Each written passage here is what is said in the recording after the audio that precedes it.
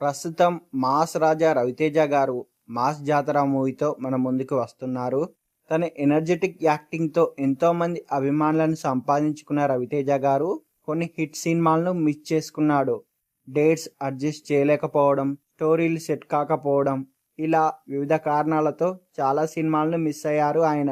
అయితే రవితేజ గారు వదులుకున్న సినిమాలో ఒక ఇండస్ట్రీ హిట్ సినిమా కూడా ఉంది. అయితే ఒక ఫ్లాప్ మూవీ కోసం ఈ సినిమాను వదిలేసుకున్నారట.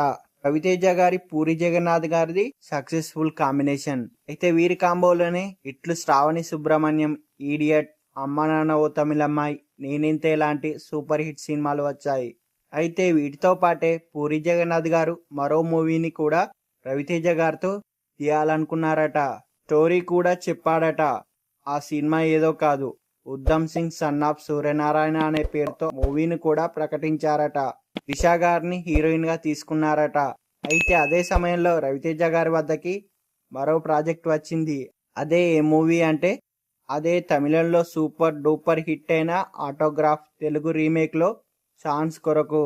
స్టోరీ హార్ట్ టచింగ్ గా ఉండడంతో ఈ మూవీని రవితేజ గారు వదులుకోలేకపోయాడు. మరోవైపు పూరి గారు తన ప్రాజెక్ట్ లేట్ అవ్వకూడదని మహేష్ బాబు గారి దగ్గరికి వెళ్ళాడట.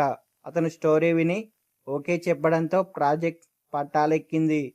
కట్ చేస్తే ఈ సినిమా బాక్స్ ఆఫీస్ ని షేక్ చేసింది. ఇలా రవితేజ గారు మిస్ చేసుకున్న ఇండస్ట్రీ హిట్ మరేదో కాదు, పోకిరి.